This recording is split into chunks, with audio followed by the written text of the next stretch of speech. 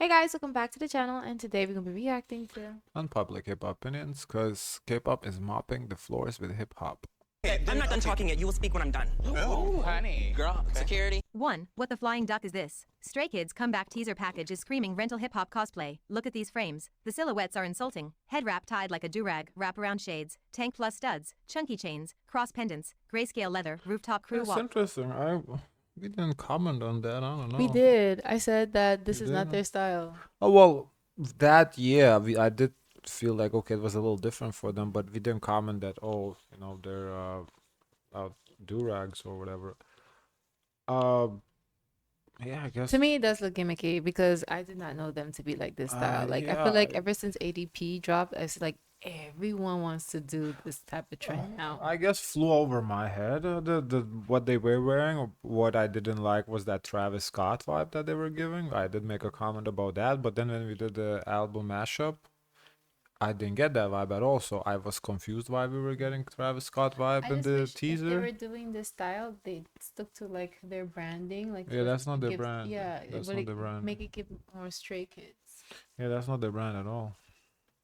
Green laser toy for hard energy. This isn't fashion experimentation. It's a costume rack labeled US Rap circa 1998 to 2005. And the timing? Every time the creative well runs dry, K-pop execs yank the emergency lever. Black aesthetics on speed dial. If the concept is soft or cute, nobody's in a durag adjacent look. The minute they want edge, suddenly we're back in cosplay city. So cut the excuses. You don't get to pretend a bandana is neutral when you only And wear the it to thing say is, we're it tough was now. like,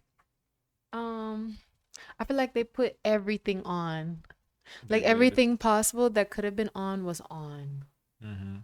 And spare what me makes that it they're look just gimmicky. appreciating hip-hop trash when the references are the same 5 lazy imported cliches. Sea walking, gang-coded, But I'm just confused. They did do that hip hop look, and it was in the teaser, right? Creed teaser. I think it was Creed teaser. And the song sounded like Travis Scott, yeah. But then when we did the album, there was nothing hip hop in the album, the mashup. It was all EDM. There was no hip hop there. So why are they wearing hip hop attire? I'm confused. styling, mean mugging in a barbershop set, rooftop posse shots, and a title that reads like it was brainstormed on a protein shaker. Creed, get out of here. Appreciation means you actually know the culture, you respect the lineage, you work with the people who built it, and you don't reduce it to props. Appropriation is when you cherry pick the parts that look cool on camera and bin the context that makes them make sense. And yes, a durag isn't a random rectangle of cloth. I think It's a hair care tool and a stylist. I think there's okay because I know they don't pick the looks. I feel like the stylist, the memo was look cool, like West Coast vibes, and it just decided to put everything on. And I do feel like the stylist should take accountability because I do feel like it was overdone. Let's do this. Let's go watch that teaser real quick again. I want to refresh it. You don't remember it? I don't It know. was like I didn't even recognize Banchan. I was I like, remember. huh? I remember. What I vividly remember was commenting about the song that gave me Travis Scott. You know what I liked? I like Hyunjin's makeup in that look. He looked very editorial. Mhm. Yeah, the song. The song, as I said, the ad libs. It's lit. It's all Travis Scott. Yeah. Like this is overdone. He has the shades, the earrings, the necklace, Okay, the the bandana, bandana. the chains on the pants. That's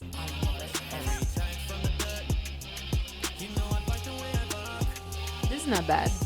Yeah, that part wasn't really like hip hoppy black. That's just No, like, it's just the style. No, it's not about it being hip hop. Like it's okay for it to be hip hop. It's just the overdoneness in styling. I think the style is what's the issue. I don't think they're trying to be something they're not. I think they will always want to be like the Stray Kids. It's just sometimes I just think it's just the stylist got to take the fault in this. This was a chop. I like Hyunjin's look, very editorial. If you went back, I like his pants. I like his makeup. I like the styling of his hair. It looked really, really good with the That- jacket. You don't get to see. I saw it quickly. Like, look at Banchan. He looked completely like I don't recognize him. so is that the Bangshan with the bandana, right? Yeah.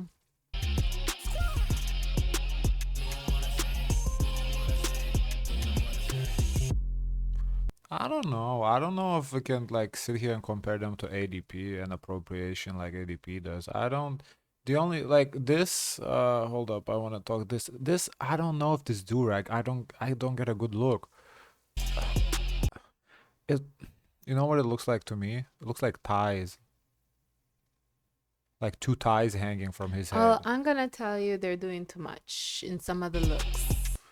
And This, Bangchan is the only one that kind of look, to me, it's got like a sore thumb. This is like a but sore thumb for me. I don't know. For Banchan's look, like this is not his best look. Yeah, I don't know. I don't think we can. The way she's describing it, K-pop spy, I thought they did more than And a than what they cultural actually symbol did. born from black survival and style. When non-black Well, I idols would put it like on to only for say hip-hop. that the styling was awful. No, I'm not saying they looked good, but to like sit here that oh they're appropriating like the ADP is, I don't think No, that. I didn't think she said like ADP. I said ever since ADP came out, we're seeing more of this edgy look being more in the forefront in media. But what I do think with the Stray Kids, I do think they are putting on the stylist is putting on a costume for them to give this West Coast vibe and do everything in the textbook to put on them. And it's just not working because it goes against their brand, I feel like.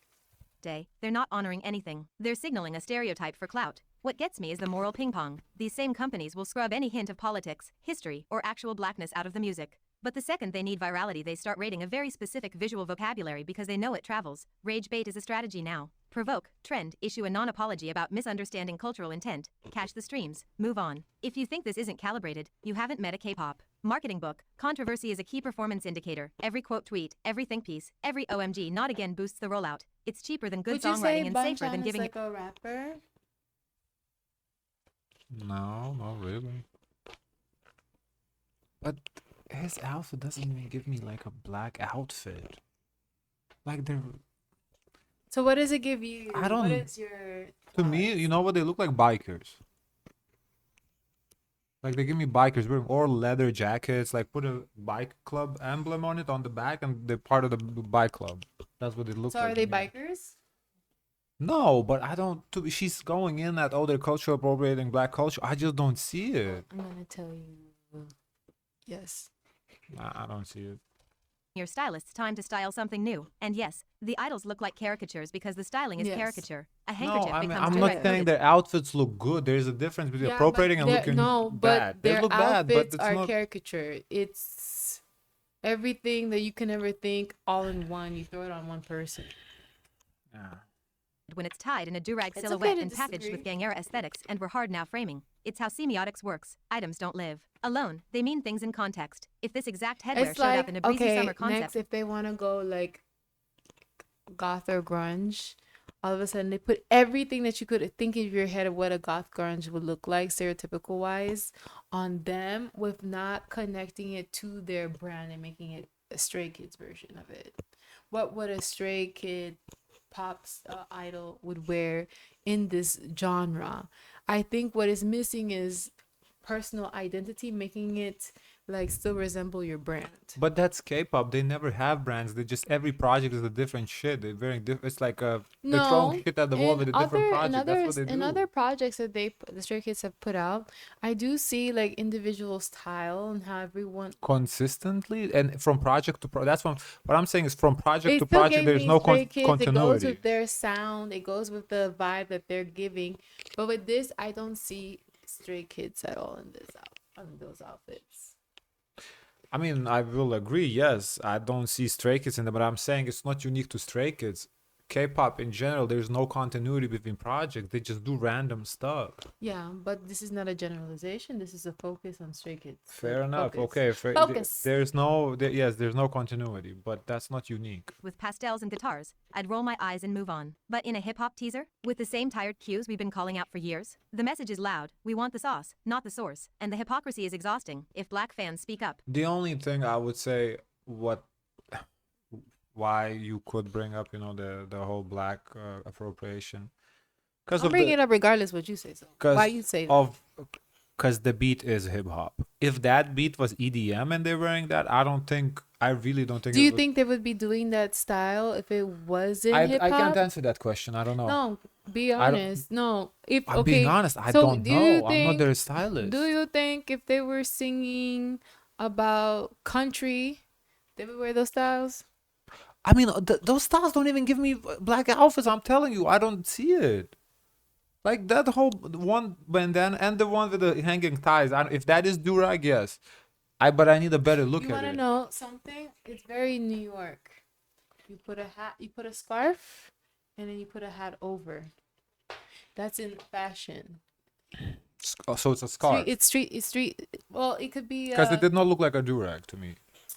This was not like a do-rag, but the sense of the styling of it comes from the streetwear in New York. In colder climates where they do streetwear, street fashion, and that's very much inspired by that. Suddenly they're making everything about race Now or projecting. But the the same tank on but it has a West Coast vibes and that West Coast elements to it because that hat, the styling of that hat with the scarf under it goes more if you're styling more in the colder climates, like in New York. But some of the other stylings that they have gave more West Coast vibes because you're wearing tank tops and some are wearing vests. So there's like a clashing of like, is this even cohesive as a It look? was not cohesive because, as I said, to me, like some look like bikers. Like Changbin looked like a biker with that vest to me. Like that, put him on a motorcycle. That's a biker right there. Was it Changbin? Changbin was wearing a biker vest, like a vest. leather vest. Like, you know, to me. Is there like a photo, like a complete Fuck, shot? well, we gotta go back to the. Let me pull up. Yeah, because I do wanna. Because some look like them. I think either Sugmin or Han look like themselves. Because it would have been a little bit interesting to see even IN in a hip hop style look. Can I see? Right now, every time I see Banchan, This is the frame. even this is so interesting to me. This is the frame. Like, Yeah, so Sugmin, he looks like himself. I like this top that he has on. It gives West Coast vibes. Also, it gives almost like East LA fashion. It gives East LA fashion. Yeah, this is inspired by black and Mexican styling. to me, they look like bikers. I don't know. But they don't look like they're even from I mean, the same. we can agree with one thing. They don't look good. That overall, that teaser. There's some parts of it that could be let go. The, They could look teaser, better. I do not like nothing about that teaser. people will gush about authentic hip hop vibes in the comments. So which is it? Does the styling carry cultural meaning or not? This year, tough just got tougher. Because you can't have the aesthetic impact without the cultural baggage. see, this is you how can't you- call I it hip hop know when it of- flatters you and just clothes when it doesn't. Pick a struggle. Here's what do it right would actually look like. Stop that? speedrunning No. 2000s Yeah, West that's Coast very cosplay good. and hire black creatives See, with this is decision-making how I power. know like their Creative fashion, like someone with like a. It's just like it. This is what I know them as. Like when I see them do new styling like this, it's completely like different. Like we're in a different era, completely. director, choreographer, stylist, and movement coach whose names show up in the credits, not buried in a vendor list. If you're going to touch historically loaded pieces, durags, specific gang-coded colors, hand signs, step patterns, either don't use them Gang or coded colors? They was wearing all black. There was no gang coded colors. It reminded me of West Coast when you see Def Label, Death Row? Death Row. It gave me Death Row. They didn't have no It crib gave blue. me Death Row. It gave me West Coast. I'd love for you to find like what they look like. Who you talking I have about? in mind. Who? There's a lot. Have you never seen like Tupac in all black leather look with Aaliyah with a headband, black shades on? That's the typical styling. Like this is like I've seen these looks before. I've seen them too on bikers. contextualize them Well, with intent that bikers, isn't yeah, we but look cool. bikers. Build a I think what distinguishes more with bikers look is a cohesive kind of uniform. Bikers are cohesive, more because cohesive. they all yes, go yes. together, and also the patching. They have patchwork. concept Patchwork from and rhythm maybe and some studdings. This was like a simple like leather. There was no like studs or anything like that to make it seem like it could be bike wear or even to like grunge rock wear. There's like little details to it. narrative instead of props. Lock into pocket. Emphasize call and response hooks. Layer live drums or bass so the movement drives the look. Not the other way around. If you want edge, pull from your own archive. Korean b-boy lineage, underground KR&B, club culture and soul. There's decades of material that isn't cosplay. You can be cool and edgy without robbing someone else's house every comeback cycle. And for the, but they write their own raps so it's authentic crowd. Creative control doesn't mean cultural immunity. Plenty of people write in genres they didn't grow up in. The test is humility, homework, and who profits. Are you citing influences in press, paying the people you borrow from, platforming black dancers on stage and not just in the background, and retiring aesthetics that communities have said repeatedly are not for you? Or are you just looping the same shorthand because it looks cool on photo cards? Because right now the teasers are giving checklists, not conversation. Can't do it. What I am gonna say is, you don't make it look gimmicky, and then everyone is like applauding this. It's okay to not have the fashion right all the time. It's not that idols can't touch hip-hop. It's that reducing a living culture to a mood board is lazy and disrespectful. If they actually respected we'd see fewer apologizes, fewer drag-adjacent shots, and more credit lines with black creatives who got paid and had deciding power. We'd see movement vocabulary that says we learned instead of we Googled. Until then, call it what it is. Clout cosplay and borrowed clothes. Even if this the music's great, it can carry a concept without leaning on stereotypes. Something on the Stray Kids have like an interesting piece. Like there's always like one interesting standout piece, but it still goes with everything else. It's just I felt like with that look, the previous look that we saw for the new drop, mid, no amount of bandanas will sell it. And if the strategy is to rile black audiences for free promo, congrats, you prove the point. But don't act shocked when the same audience drags you every time you try it. You wanted the reaction. You got it. Now either level up or take off the costume. 2. What's going on with Itzy's Leah? Ever since she came back from hiatus, her stage presence feels dimmed. You can see it in her eyes and her overall aura. It's quieter, less spark than pre-hiatus Leah. When Itzy debuted, she was instantly labeled the weak link by a chunk of the fandom, which is wild considering she was the main vocalist. The label came from her being the weakest dancer in a group of some of 4th gen's strongest performers. Of course she couldn't match the other 4 dance-wise, but that didn't mean she dragged the team down. Leah was never a bad performer. Her issue has always been balance. When she zeroes in on perfecting choreography, she locks in so hard that her facial expressions go flat. When she shifts focus to selling the moment, hitting strong facials, matching energy, engaging with the crowd, her dance execution loses detail. That's not laziness. That's an artist playing to her strengths while trying to survive in a group that's essentially a dance line with vocals. She was never going to win in the eyes of people who demand she slay both, because that's not her lane. The part that's disgusting? During her hiatus, thousands of haters begged her to leave the group so Itzy could level up. As if the only thing holding them back from doing mid-air death drops and twerking in splits was her existence. Imagine reading that when your mental health is already tanked, and now post-hiatus, you can tell the toll it's taken. The bubbly, wide-smiled Leah from debut isn't gone, but she's more guarded. That burst of confidence feels chipped away, performance-wise. She's not slacking, her vocals are clean, she executes her choreo well, and when she's locked in, she delivers. Look at the SBS Gayotage on stage. Her lines were strong, her timing was tight, and the group as a whole gave one of the best performances of the night. The problem isn't that Leah holds them back. The problem is that people keep watching her like a hawk, waiting for her to fail. So even when she's on point, she's treated like the weak link. And that constant comparison energy, it shows on her face. I used to be like so gagged by how in the K-pop world, like people zero in on an idol. But then I realized just the other day, we do that here in the States. Like we pick apart like idols, stars. Pick apart everybody, yeah. Yeah. Like look what happened to Britney, Paris Hilton, like Yeah, Lindsay I Lohan. was just thinking of that, and I'm like, wow. Yeah, we do the same thing. But It's then not- why? I don't know. That's exactly my argument we talked about yesterday when I said the moment you step into the public domain, no matter how young, how old you are, you will be picked apart. So don't step in unless you're ready. Like it doesn't matter you 16, 14, 15, don't matter. You're going to get picked apart, period. That's what's going to happen. But then a part of me felt like, okay, they know this too. They do know this, So they can feed off this, use this too for their benefit. Like you could really finesse it. 2 ways to go about it. Completely ignore it or use it to fuel you. Yes. Third way is let it get to your head and either ruin your career or off yourself, but that's not the way to go about it. Sometimes she feels less like a main character and more like she's covering for herself in her own group. 3. A Japanese company has apologized for plagiarizing Everglow's name and logo. Sova revealed their new group literally named Everglow with the same Atom-inspired logo. Backlash hit, and now they're promising changes. Funny they called it similarities when they copy-pasted everything. What a dumb publicity stunt. But is Everglow even popular enough for that? Speaking of which, will Everglow make it without Mia? Possibly, but only if they rip the whole brand apart and start fresh. For years, fans complained I mean, yeah, the group is dying. I think they knew what they were doing. They thought they were being slick. that Mia ate up everyone else's momentum, getting 90% of the lines in center time while the rest of the group fought over scraps. But she was the main dancer and a lead vocalist, so the group was literally built around her skill set. If she were still here, they could have kept performing with minor tweaks, but losing her changes everything. It's giving G-Friend all over again. When Sowon, Yerin and Yuju dipped, VV's first stages were rough, but they eventually found their footing. Everglow can do the same, but it's going to take serious work. Who knows? Maybe Ando will pull an Umji and have that full-on glow-up post rebrand. Meanwhile, Momoland is apparently still breathing, full lineup and everything, with a comeback set for November. That's going to be Wow. the real test of how many fans are left in the tank. The biggest shock? Nancy showing Wow. up.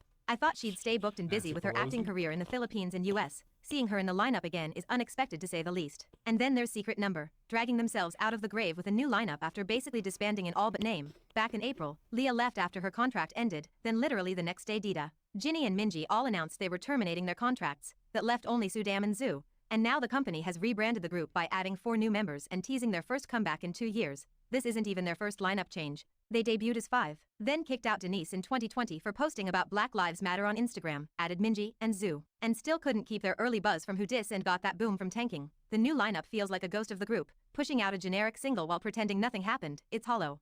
I mean, 50-50 did the same thing, so I don't. This is not on her, and I think 50-50 is pretty good the way they are now. So we'll see what happens to them. I'd rather support Jinny, who's teasing her solo debut later this month. Not that anyone's talking about it except unauthorized plastic surgeons gossiping about lip fillers, jaw reshaping, and her face looking unrecognizable, as if that's any of their business. Next up, let's talk about the G-Dragon and YG copyright drama. Police opened an investigation into G-Dragon and Papa YG over an old track that showed up in a 2009 live album medley, Shine a Light Era. The complaint, filed in November 2024, claims a composer's song was used into My Age is 13 without permission and then distributed as part of the live album. Recently, the police raided YG headquarters and questioned related staff. YG are pushing back, saying this isn't We Stole a Song, framing it as an attribution mix-up. Rather than unauthorized copying, some fans are saying it's been 15 years, but I mean, the years don't matter. I don't think there's statute of limitation, or if there is, I don't. It's definitely more than 15 years. I think it has to be at least 25. Uh, what else I wanted to say? I don't know. I don't know, I I didn't forgot. interrupt you this time. even if it has, distribution equals reproduction. If the live album was sold or streamed, the legal claim can still matter. Copyright terms are long Oh for a yeah, just because they're saying, oh, this is not like intentionally stolen, but it's just like repurposed or like a mistake or something. Doesn't matter. In this case, I don't think intent matters. This is, you did it, you did it. Now, I don't think it should be punishable by prison, which is why it's so weird that police is involved. I don't think it should be criminal. I think it should be a civil matter. I don't really see why the police here is involved, but if they can prove that there is copying, it doesn't matter intentional or not. The person should be compensated.